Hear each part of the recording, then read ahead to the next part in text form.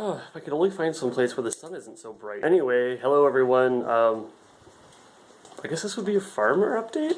Anyway, today we're harvesting oats. Lots and lots of oats. 8,000 square feet to be precise.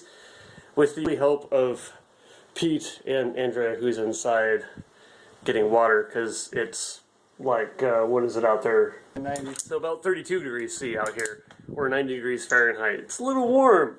Hence the coolie neck thingy. Anyway, lots of oats. So let's see how it's done. So we start by cutting off the heads of the oats, and we use a sickle for this, or what some people call a corn knife. The British used to call wheat corn, so hence the name corn knife. Andrea here is just chopping off the heads with the corn knife, or the sickle, and just dumping them into a bucket. We'll deposit them into 50-gallon barrels after that.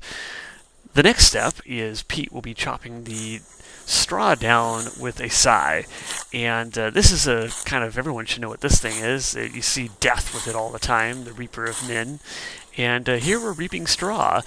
The straw will be gathered up later on and used for other stuff, cover crops during the winter. Here's the results of all of our trebles. Lots of oat heads, so we can see that they're all still attached to the top part of the straw or the stalk there. So what we've been doing is grabbing the straw and then stripping them off with our gloves and dumping them into this wash tub, which then we get the final product. So if we kind of grab one here and kind of get the husk there, the chaff off of it, we can see our lovely little oat. There's usually about 2 per unit there, and yeah, lots of noms, soon to be. So here's all the straw, and we'll gather this up and put it over our permaculture crops later on and to protect them from the cold. So we tried a lot of different methods to do this. We first tried beating it with a rope, and that, well, grabbed too much of it. So then he tried it in the tub, and it kind of yielded the same results. Not a lot of really good benefit there, and I think the problem was that the rope just grabbed too much of the oats and flung them all over the place. So we tried a couple different methods. Next we tried a chain, and kind of the same result. And the problem was the oats are heavy, but they aren't super heavy compared to the chaff. And so flailing with the objects like this just didn't seem to work. We didn't have a wide enough area flying around. So we tried just running it around inside. And this kind of worked. It's also kind of funny to note here that they're all grabbing onto his glove. But it's still not really good separation. So this seemed to be the best hand method. But once again, not enough wind to blow it off, and didn't really work. So the next step is we tried an air compressor.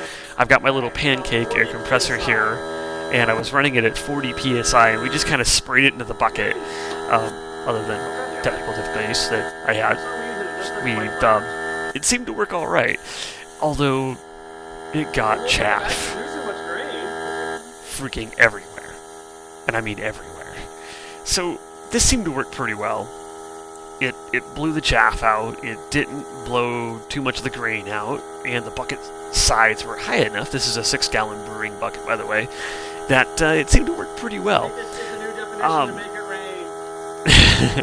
The problem is, I'll make sure you can hear it, but the problem here is that my pancake compressor didn't quite have enough. I think it needs to be crushed first. I mean, you're getting rid of a lot of it, but I think crushing it first would help. So you can see the paper, and it's just blowing it all over.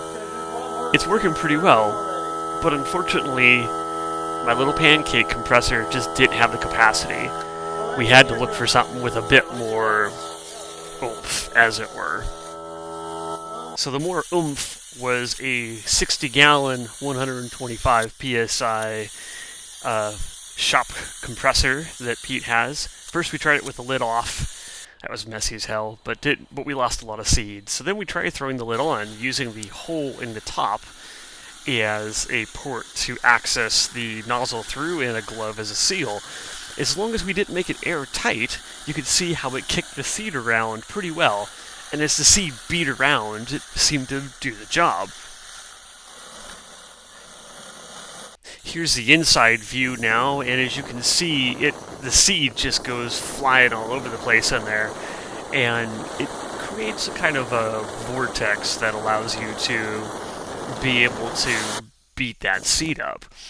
So this seemed to work pretty well, as long as we were able to thrash it around inside with the air compressor. It worked. Now, the only warning I have is that make sure you've got the water out of your air compressor. Okay, so yeah. That was an issue that I ran into, was it being too watery. Now you can see how it's just papery on top, and if we just lightly blew it away, we could blow the beat up chaff out of there, and it did pretty well. I found pretty good results in putting the lid on, blowing around for about 5 or 10 minutes, taking it off, blowing the chaff out, repeating it to get that stubborn chaff out of the way, blowing the remainder off. We had pretty clear coverage of that. I thought it worked. It worked pretty well.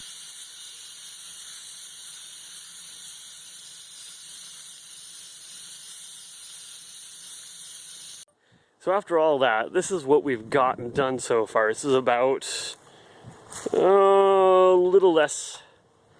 Camera, get up. Little less than a quarter of the field. This is about a quarter of the field or so. In the center of the field is my permaculture bed, and of course my permaculture mullein, which is growing all over the place. But this is not all of it. There's more. This approximately 2,000 square feet in the front. We also have about 6,000 square feet over here on the side. Lots and lots here. And if we here.